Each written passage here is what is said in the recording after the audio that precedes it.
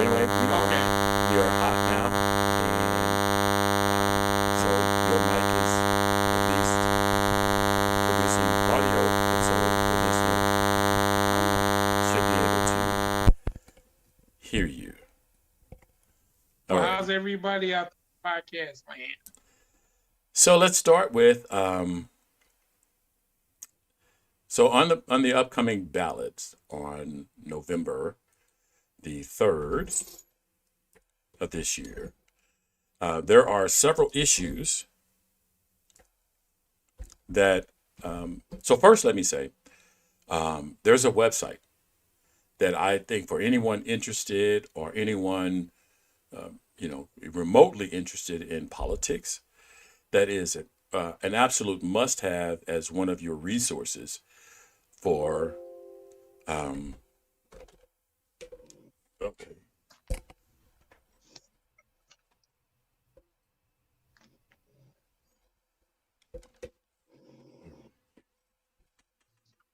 hold on a second. Okay. So now the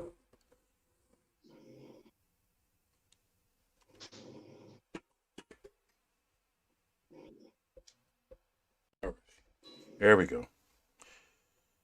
Alrighty. so so somehow the power to the PC got cut. So I tell you, man, today is like the weirdest day. Everything I'm getting, stuff that normally is never an issue has become an issue today. It's just absolutely insane. So anyway, Yeah. so I mean, I guess that's just life in the big city. So coming up on the November 3rd, there are a lot of issues that are significant to. So I was talking about ballotpedia.org, ballotpedia.org is an absolutely fabulous website for getting information about candidates, about issues, about um, coming up elections in your area, and it's specific to you as a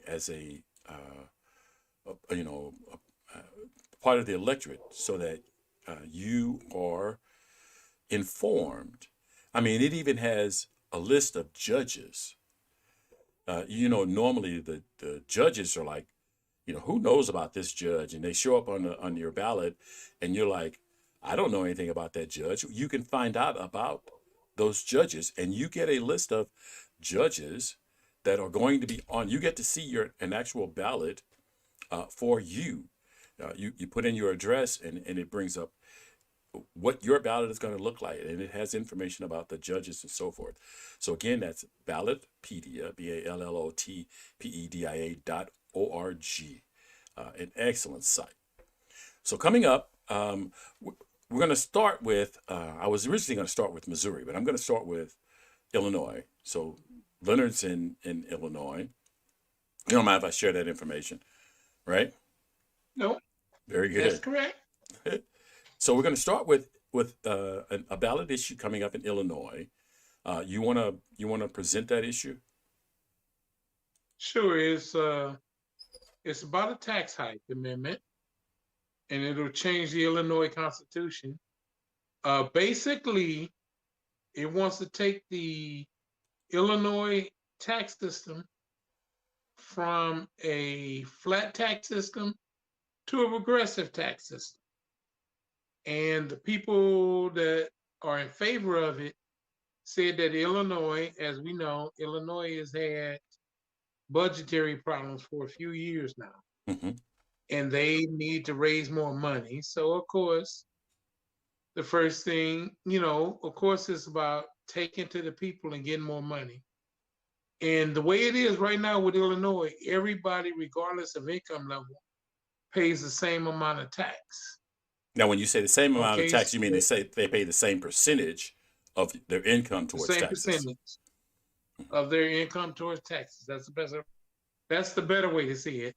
So a billionaire will pay the same percentage as a millionaire, will pay the same percentage as a fitter or plumber, or even a poor person that's working two jobs just to try to keep their family at poverty level.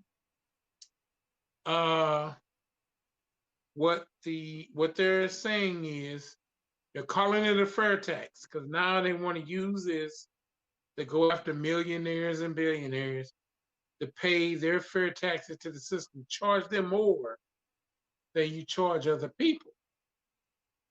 Okay, so Now, go ahead. okay. No, I mean, do you feel comfortable that you've explained it so that people understand what the issue is? Because I have a couple of questions that I think would help also clarify um, and start the discussion about um, the difference between a flat tax and a progressive tax. That's correct. Yeah, I've explained the issue, I believe, to the best of my ability at hand. And Okay. of course, you get people for it and against it. hmm So so so some people may um, be familiar with progressive taxation versus flat taxation, and in our country we've had that conversation, and we're going to have to, I think, continue to have that conversation. But the progressive tax, Missouri is a progressive tax state, so United States. Yeah. yeah, the United States is. Where is like Leonard said, if you make more money, you could wind up in a higher tax bracket and pay more taxes. And the complaint that a lot of Republicans have had was that people on the low end of the tax scale, people who don't make a lot of money, who are poor, uh, wind up not paying any taxes, while rich people have a higher tax burden, right? Right. That's been the Republicans' argument. Right. And so, how do you see this issue playing out in your state? Uh, I just remember when I moved over here a few years ago. I've been here about almost 4 years now. The people been there's a lot of people who've been complaining about they have enough taxes. They don't want any more taxes stand out. That the government in Springfield is wasteful. It has no control on government spending. The law, as it is on the ballot, doesn't make the government spend less, doesn't make them spend more on certain things, such as schools, police, fire, ambulance. It the like the opponents say, it gives the government a blank check. And then what they can do now is they can single out certain classes to get tax increases. And what I say is with the progressive tax, the millionaires and billionaires are going to get out of it. They're going to buy off enough politicians to give them tax shelters that they're going to get out of it. Okay. Uh, and like another aspect to it is in Illinois, retirement income isn't taxed. So pensions, 401ks, Social Security, that stuff is not taxed on you. Where in Missouri, that stuff is. So also they uh, okay, so part of the issue is that they're pushing for a progressive tax structure, and the belief is Right. that the progressive tax structure is going to increase the tax base so that the state can then have more breathing room in trying to pay its bills. Um, Part of the argument has been that so some people who are against the progressive tax have complained that the state would, if they better spent the money that they had, they would need a progressive tax in order to increase the tax revenue to deal with um, the tax issues. Correct? Correct. That's a lot of what the argument is going on. Yes. Right. And so um, so when So there is room for argument or room for conversation about what expenditures the states have taken on as to whether it's wasteful spending or necessary spending. Would you agree?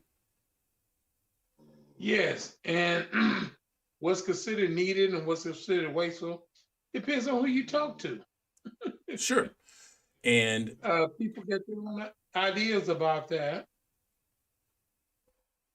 okay, so the issue comes down to, if you believe that the state is wastefully spending, then you may vote against this progressive tax, but the state still has an obligation to pay its bills. And if you vote against the tax, you could be pushing the state into um, a worse financial situation. If you vote for the tax,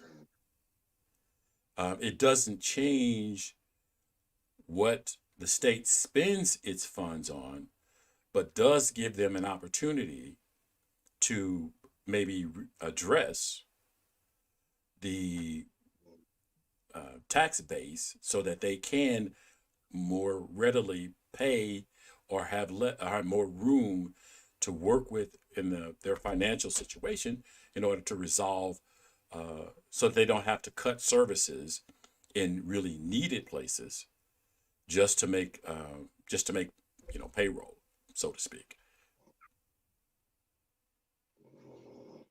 Correct. So that's what you have on the basic arguments. Besides the people who fighting against it, they believe they're being taxed enough. And they say that if you give these politicians more money, they're just going to spend more. You're going to end up in the same place. And then a few years later, they're going to come back for more tax money. Although now what this does, there's a check on their taxation power now. And basically, they're running this thing to get voters to approve it. So they have no checks on their power. The politicians in Springfield, the capital of Illinois, just have free reign to raise taxes on whoever and whatever amount. At least that's the argument. That's the argument the people that are against it are making. So here's my thought. So government determines government what government spends its money on is determined by the people. So they send representatives across the state to Springfield, and they vote on what things the government will cover, what things the government will pay for, and what things private industry, what is left, private industry has to pick up. Um, in the course of that, so um, the state has the same forces impacting its um, budgetary situation as private industry, where you have um, retirement accounts that have to be funded. You have raises that have to be made. You have equipment costs that have to be taken care of. And equipment goes up in price. Uh, you have situations where equipment becomes obsolete and you have to replace that equipment. Mhm. So the government has to be able to have the flexibility to adjust its income to meet those obligations. Wouldn't that be correct? That is correct. And That so is absolutely correct.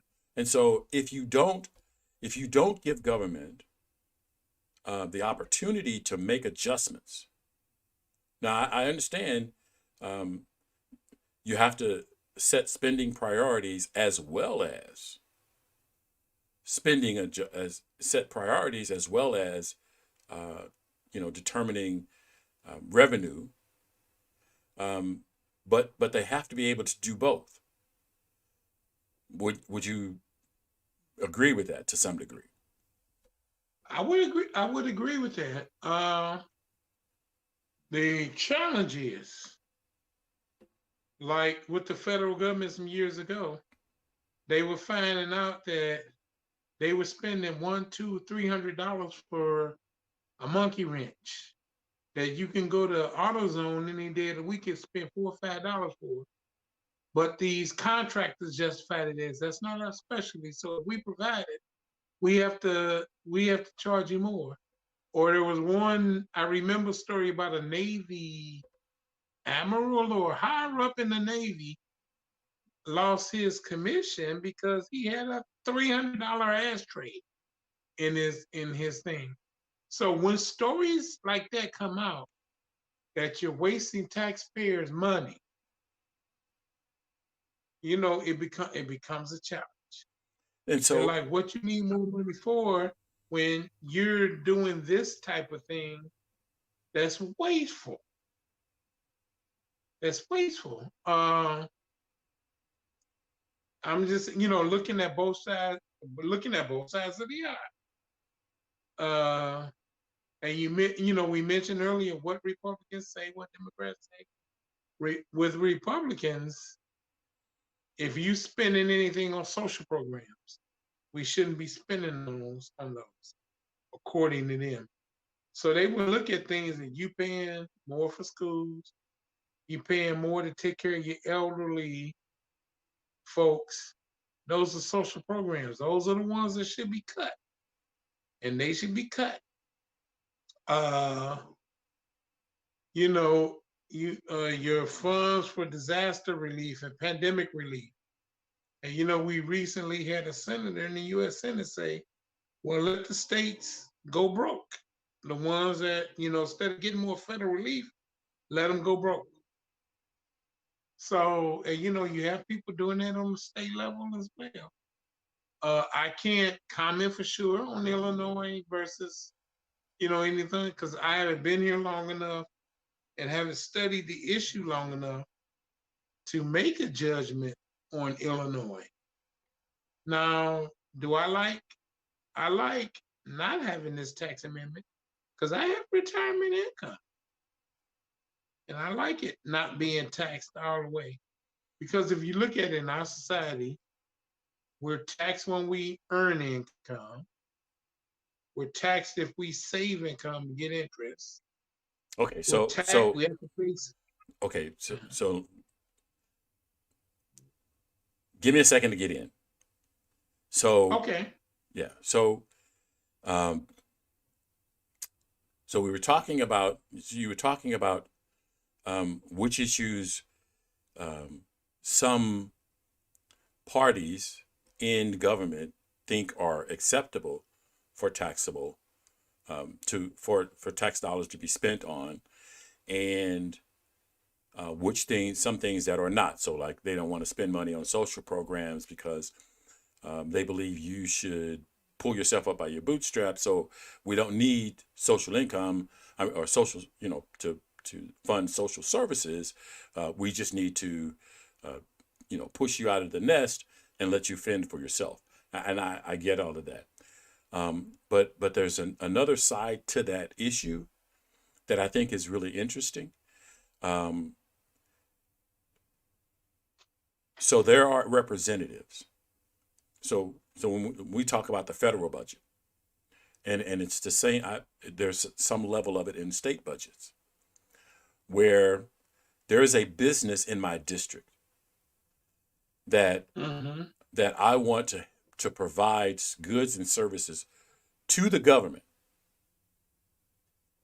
So I lobby for that company because I want to be able to bring that pork home to my district. I want to bring those jobs. I want to bring those services to the government so that funds comes back to my district. And so, Mm-hmm. like you were talking about the $500 hammer. Well, the $500 hammer didn't just come out of the clear blue. Some politician lobbied for that company to do that job. So even if they have a, um, the companies bid on contracts, government contracts, there are representatives for the districts where those companies come from that may Mm-hmm. be working to get that company, ensure that that company gets that service. So, so not only are so then the problem then becomes another representative says, "Oh, this is pork spin. I mean, this is horrible. This is a waste of money that we're paying $500 for a hammer." But the $500 hammer was a pet project for another representative, and Right. so and so and so I think we're having a not a fair debate about tax revenue and tax spending. That that Well, Go ahead. no, I get ready to say, but these representatives lobbying for these certain companies, that's all a part of it. And like I said, even if you get this progressive tax rate, don't you think those millionaires and billionaires are going to pay off somebody to get politicians in there more favorable to them to rewrite tax code where they don't have to pay as much as everybody else do? Okay. I mean, that to me, that's going to happen. So Okay. Illinois is never going to realize what they want. I could be wrong. I could be totally wrong. So we talked about this a little bit, before. Um, Right. and so I understand you and I have, a certain amount of knowledge about how tax code works. Our family is a numbers family. You've Yes. you got your degree in economics. We've got accountants, we've got accounting clerks, we've got money people throughout the family, business. Yeah. So we understand that aspect of it. And Right. yes, so even if you put into place a progressive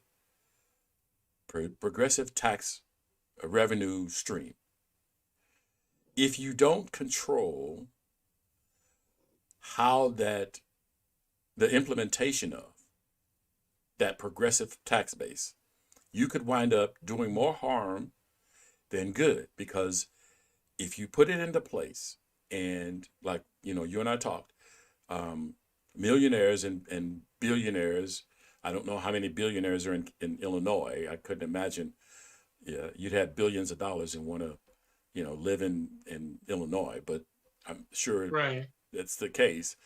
There may be some, but um, you're going to try to influence the implementation of that tax system so that you get out of paying any additional taxes. So that while um, your business depends on the roads, it depends on the trash pickup and things like that, Mhm. and Yes. and you're going to and you as a um, business person, or as a someone who has higher income, want to try to keep more of it, because maybe you don't feel like it's fair that you pay more even though you're making more, but you'll try to implement, and I'm not picking anyone in particular, but you um, try to put tax terms that are favorable for offsetting this progressive tax. So you've been paying 10% of your earnings in taxes. And with the progressive tax program going into place, you're now going to be in the 18% tax bracket, which means you're going to be paying an additional 8%. Um, you're going to try to, or you may, Now, I don't want to say that they're absolutely going to, but we have seen that happen in the tax code, where people start to um, put into place tax breaks that put them back down to, instead of at 10% where they were before, they're at 8%. So how does someone who makes millions of dollars pay $750 in tax revenue, in taxes? Well, what this particular individual who did that, they say that the government would waste his money even if he did get more taxes. And he forget that, like you said, they have to build roads. They provide schools. They provide police protection.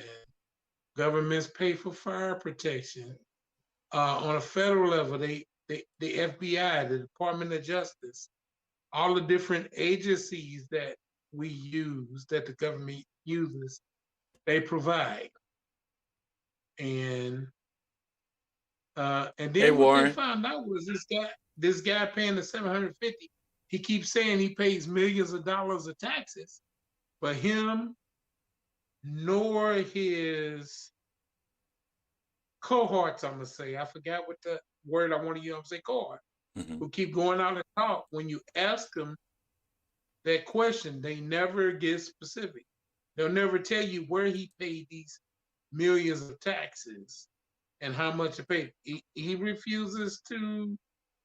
I mean, the courts rule, but he hasn't released his taxes. Right. So I He's didn't still really want to saying he's get going to into. release his taxes. I was just using him as an example. I didn't really want to get specific about him.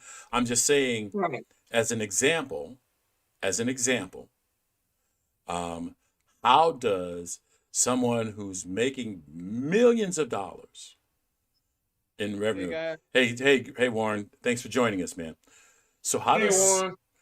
so how does someone making millions of dollars wind up paying $750, which is less than um, you know, a whole lot of people, even poor folks, probably, you know, get close to paying that much, except for that the system that people who are making a lot of money find ways to carve out exceptions for them so that they don't have to meet the progressive tax standard, which was put into place to try to make the system work for everybody.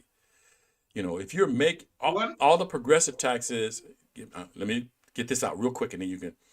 All the progressive Okay. tax system is designed to do was to ask people who are making much more to contribute more, and so that we all benefit. So they're saying, you know, you have been blessed, and you're buying things just because you have the money, or you have put away this huge amount of savings and used it for influence rather than contributed to the system, which is going to help everybody.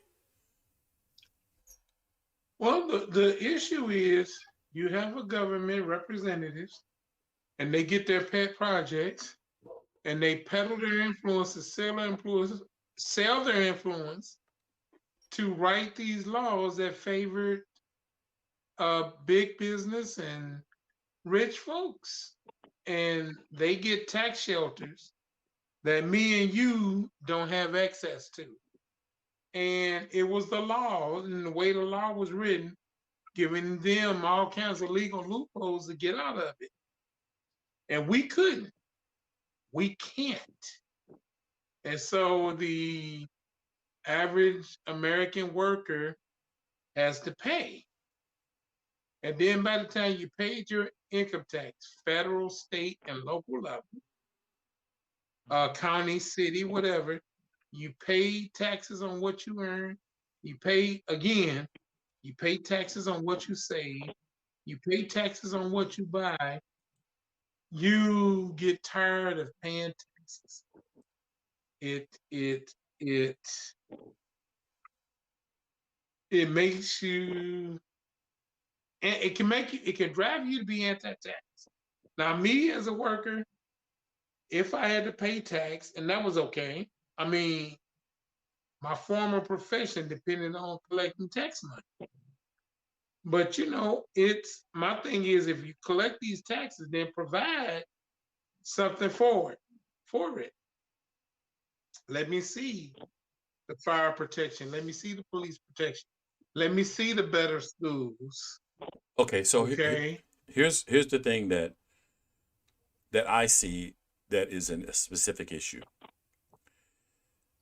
So you agree with, and you mentioned this earlier, you agree with the fire protection, you agree with police, um, but what if they're spending it on, um, what if they're spending it on um, disabled, having, I would well, I would let me agree with finish. that. Let me, okay. Okay. But there are people who don't, who people who, Right. and so that's where that argument comes from. That um, if so, the concern um, is that you don't have to agree with whatever tax, whatever the government is spending tax on, but as long as you're getting something, then you can address your issues in a productive way. And I don't think that we're addressing tax issues in a productive way when we vilify certain taxes as wasteful just because we don't agree with them. Well, I mean, what can you do with people that disagree with any issue? They're gonna disagree with, then they're gonna call it all kinds of stuff because they don't agree with it. Uh, and they gotta make it vilify it so that they make it undesirable for a bunch of people to vote on it and vote in favor of it or against it. So the surprise would be for me if an issue came up and you didn't have a for or against side to it. Uh, and it's just it never fails. Like in Illinois, to to to put some of the opposition at beta, lessen the opposition to it. I'd have put some things that an extra 10% of what we take got to be spent in schools, an extra whatever got to be spent on this, and be spent on that. Some of it. You just got people that are just against taxes for all things.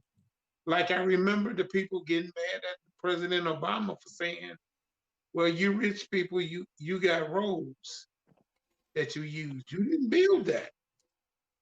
You got, there's a bunch of things that you use that you didn't build. It was a government somewhere providing that for you, that you use. So you're gonna have people in favor of it. You're gonna have people against it, no matter what. Like over here with this fair tax issue, they call it. A lot of family farms and small businesses are against it because now the state of Illinois can come at them and say, okay, this year we're having 10 percentage points tax increase against business. Okay, so let's And we're that's the gonna. kind of stuff that's going on. I understand. So we're gonna try to move on because we want to make sure we get to more stuff. We spent a Okay. little more on that than I had anticipated. So a couple of issues on the Missouri side. One is term limits. Missouri Amendment 1 talks about term limits, and uh, you and I had a conversation about what I thought of term limits, and so I'm gonna ask both of you to give me a short um, something that you think about term limits, and then so I'll start. I am not for term limits. I think we have natural term limits built into the election process. Any one of you guys want to go next?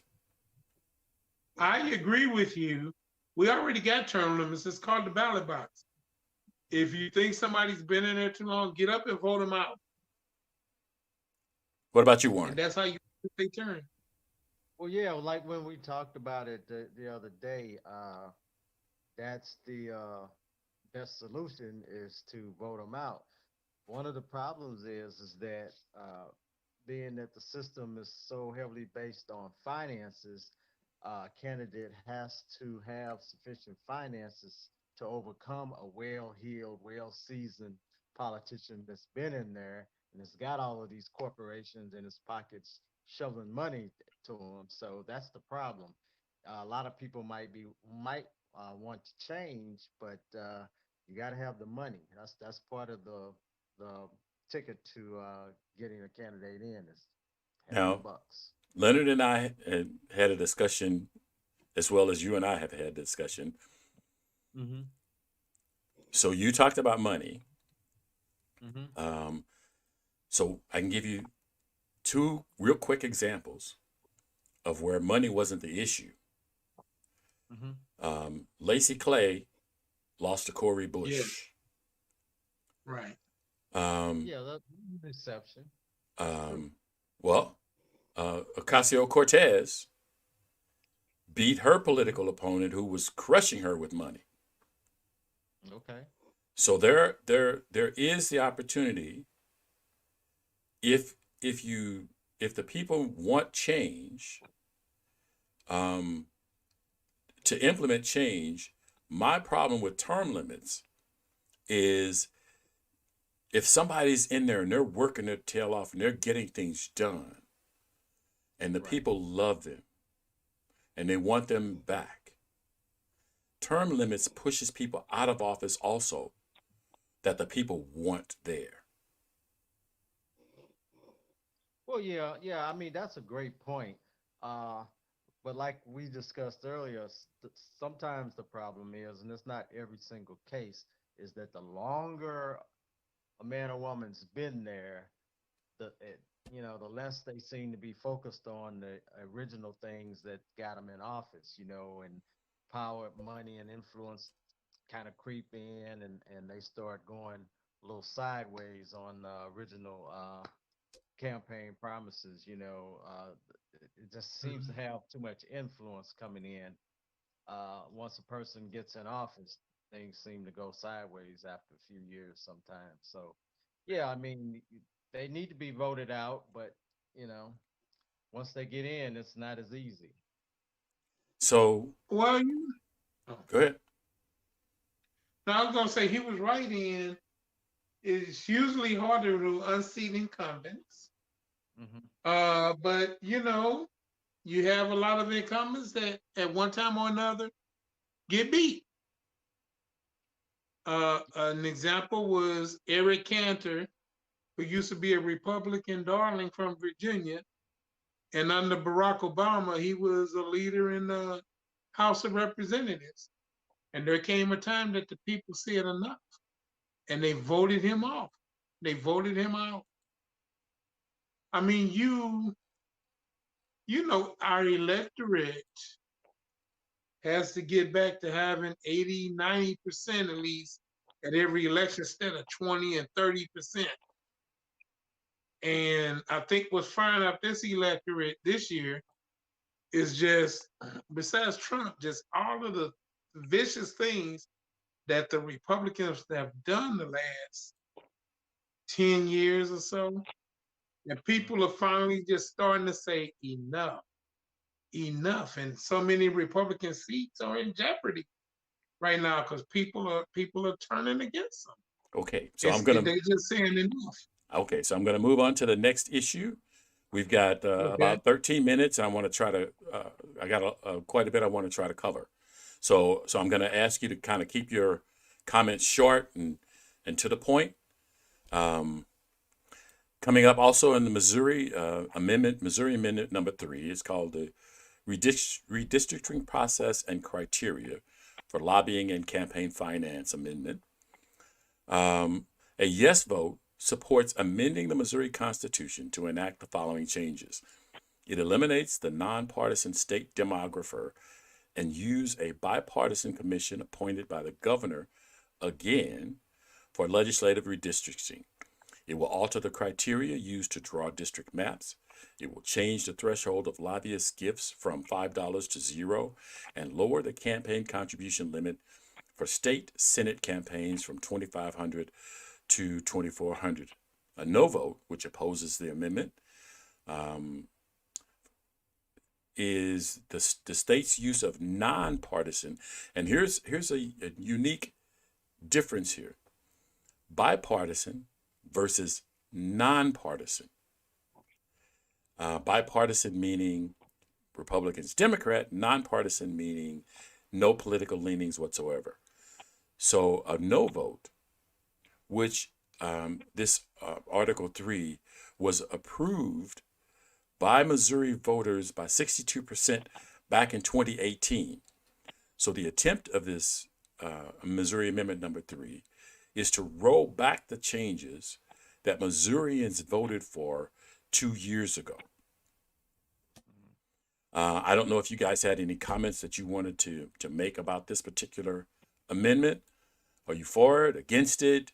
Do you see, did I mention all of the things that impact this particular, impact on Missouri?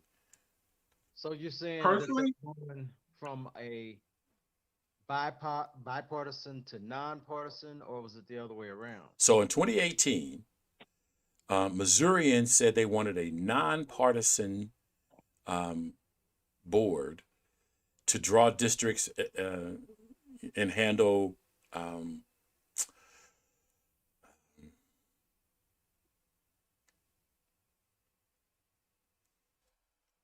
lobbyists and lobbying finances. In 2018, they said they wanted nonpartisan. Prior to 2018, it was bipartisan. Amendment 3 wants to go back to bipartisan and undo the changes that that Missouri voted for in 2018 by 62% of the state. I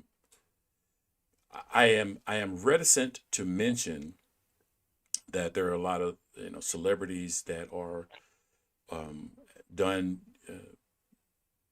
PSAs to make sure that Missourians voted no for this amendment.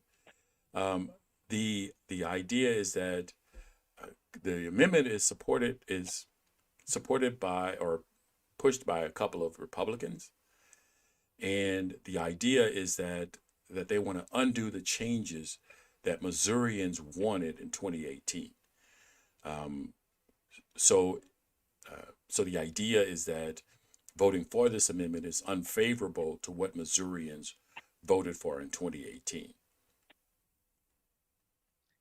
Okay, so if it passed by 62%, I'm trying to understand what the biggest issue was. Mhm.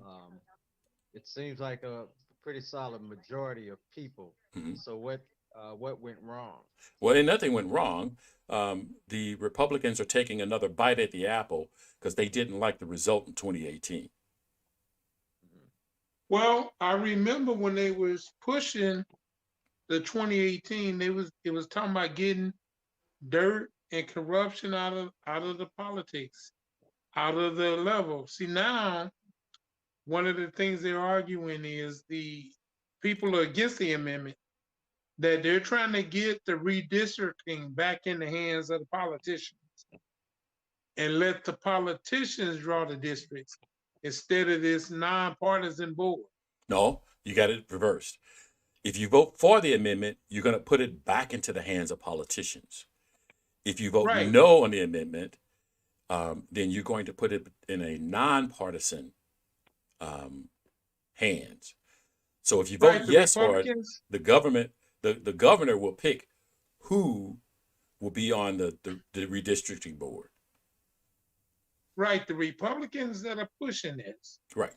they wanted to go back to where the governor appoints and these politicians control the redistricting. Correct. And in Missouri, when it comes to statewide politics, the Republicans usually control what's going on.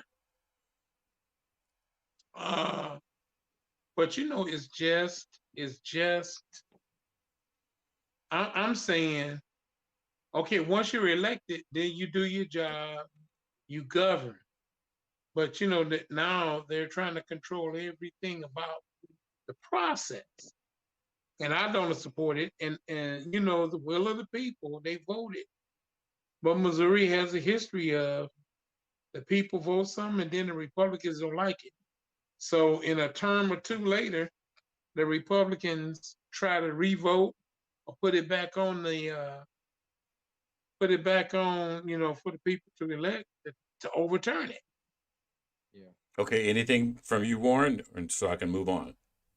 Well, I mean, anytime things are done in a partisan manner, the partisan in power is going to come out on top, and the whole purpose is to maintain control. So I think if you give the parties less power, whatever gives the parties less power and the people more power is the best way to go. Very good. Alrighty, coming up in 4 states, they will be voting on marijuana legalization initiatives. 2 states will vote on medical marijuana.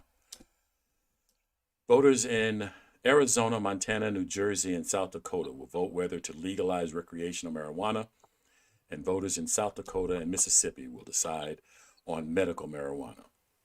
South Dakota is the first state to vote on both recreational and medical marijuana measures at the exact same time. Hmm. Anything on that? Make weed legal. or I'm in or not? Or favor. don't make it illegal. Don't make it illegal. I'm Right. in favor of all 4 states, and I just believe in this country we should make marijuana legal. You tax it, and then if you come into the criminal justice system, you can't use it as, well, I was high on marijuana. You can't use it as a way to get off. You're still responsible Hmm. for whatever you do. Okay, This country, marijuana was legal at one time, right. and now they made it illegal. They need to get off the thing, All right. legalize it. Anything from you, Warren? Any other comments on that one? Well, I'm thinking back on the conversation we had while what a couple weeks ago or so when we were talking about addiction and drugs and things, and I think the legality of it is not necessarily the issue. It's the cause and the effect and how we deal with it. Like right now, back in the '80s, they were locking up all these black folks who were doing crack and letting coke dealers off, pretty much, and users off. And so now, all of a sudden, there's been this shift where folks, get loaded up on fentanyl, and they got drugs for them to help them out, and they don't even seem to really be prosecuting them like they did us on the crack in the crack era. So there's been a shift, but why is this? Why is all of a sudden now folks doing this fentanyl and things getting such a break, and Okay, so I think marijuana is I'm gonna becoming I'm gonna legal. put that one on the I'm gonna put that one on the back burner, and we'll do a Mhm. show about sentencing on drugs. Yeah. Um, so because I got a couple more things I want to get to that I think are significant for other people in other areas. Coming up on the ballot in November for California. California has a couple of propositions. One is Proposition 22. It is about app-based drivers as contractors and labor policies initiative 2020. So Uber, Lyft, and DoorDash are sponsoring a ballot initiative that would define app-based drivers as independent contractors and not employees, as well as enact several labor and wage policies. It is the first time voters will address gig economy policies through a statewide ballot measure. Any Wow. takes on that? Wow. I I mean, if there is a point that anything become confusing, I think you go through and you clear it up. I just remembered I was watching TV a couple days ago, And you know, when sometimes the little news crawlers at the bottom of the TV, I forget where it was some judge in court decided that in that jurisdiction, Lyft drivers are employees. And I just think California is taking a step toward, okay, these are private contractors, which they are. Hmm. They are. Well, they can be. I mean, And I think we're in the process now of trying to define, um, are we going to classify these workers as independent contractors, or are we going to classify them as employees? And the issue comes down to, if they're defined as independent contractors, they are going to be responsible for their retirement, their medical health care, and if they're classified as employees, then the company is going to be that Correct. way, and that's going to change the fee structure. So if the company is yeah, responsible for healthcare and retirement, then it's going to change the fee structure versus, um, would you as a, so let me pose this question to you.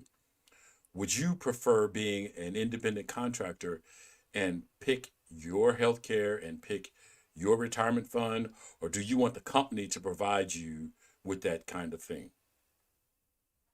Well, the but problem if with I that was is using, they don't make enough money to afford anything. I understand that, So but do you want to have that choice yourself, or do you want the company to provide it for you? the company, Okay. How about you, Leonard? The company, or you want to provide it yourself? the company, And I am an entrepreneur at heart. I believe in right? the system, and I don't want the company to tell me what kind of insurance I can have. I don't want the company to tell me what kind of 401k I can have. I want to be able to create the market so that 401k companies have to compete for my business, because if they have to compete for my business, they're going to compete against each other, and I'm probably going to get the better deal. As long as they're not colluding and they're actually competing, I come out to the better. okay, but technically, if you're talking about Uber, right? Uber or Lyft. You're talking about Uber or Lyft, And Dash and DoorDash. Go ahead. you're working for that company. You're really not an You're actually entrepreneur working for because you yourself. have You no can be working for control, yourself. but you have no control over your wages or anything. Only Sure, the you can hours that negotiate. you You work. can negotiate your wages. That's if you don't want to, you can start your own lift. If you don't you can put a sign on your car that says I'm for hire, and run your Mhm. own business. But it wouldn't be Lyft. Does it have to be left? No, but I Well, thought you talk pertaining to people that work for these companies. If Well, you want yeah. to start your own company, then you can do that. Okay. But I thought you were referring to people that work for these companies. Well, I mean, Specific. it's are those people, classified as contractors, or are those people classified as employees, and that's the issue. So Right. obviously, I think we need to. It would be good to flush that out a little bit. I'm going to go with this last one, then we're going Yeah. to close it out. We've hit our time limit. Yeah. Well, let me just say what I think, and I think that there's a misclassification from the way I see it. I'll leave it at that. Okay. So the last item I'm going to bring up is California's Proposition 25 is about replacing cash bail with risk assessments. It's called the Replace Cash Bail with Risk Assessments Referendum 2020. The measure asks California voters to choose between upholding Senate Bill number 10 and its risk assessment system for determining whether to release detained criminal suspects before their trials, or rejecting Senate Bill number 10 and keeping in place the cash bail system. If voters uphold the bill number 10 from 2019, it would make California the first state to end the use of cash bail for all detained suspects awaiting trials. Proposition 25 is one of 4 statewide veto referendums in the county in 2020. Any quick ideas on cash bail? Get rid of it, keep it? I think it should be. It depends on the offense and how much the bail is. Because typically, people that have little no money get caught up in the system for petty offenses that really don't amount to the amount of money that they have to come up with. Now, in more serious situations, I think maybe there should be bail. Okay, Leonard, keep Depending or on the keep or crime. get rid of. Leonard, hello. All right, we're Uh, gonna close it out. just as y'all were talking, a phone call came from me. Okay. I'm looking at. I know there was a big problem in Missouri recently Okay, you're gonna have to cut it about. short. We're way over. Make it short. Give me a Okay, keep it it or get was. rid of it. I right now. I'm gonna stay with the cash bail. But again, it just depends on what offense it is, and I think with the bail system, you do a risk All right, assessment. we're gonna go. I want to thank everybody for joining me this evening. I look forward to being with you next week. We remember tomorrow we have Ellen Merriweather. She's going to talk about her career in St. Louis and car sales, and she's got a pretty unique issue that I think you're going to be interested in. Thank you for joining us today, and we look forward to seeing you tomorrow.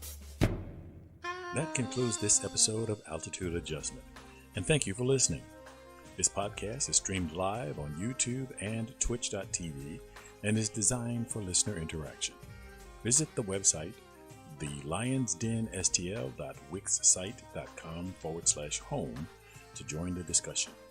The audio version of Altitude Adjustment is available where you get your podcasts, including Stitcher.com, the iTunes Store, and the Google Play Music Store, to name a few. Remember that the internet is powered by your likes, shares, and comments. So please like, share, and comment on this and other episodes of Altitude Adjustment because it matters. And as always, look out for the other guy because they may not be looking out for you.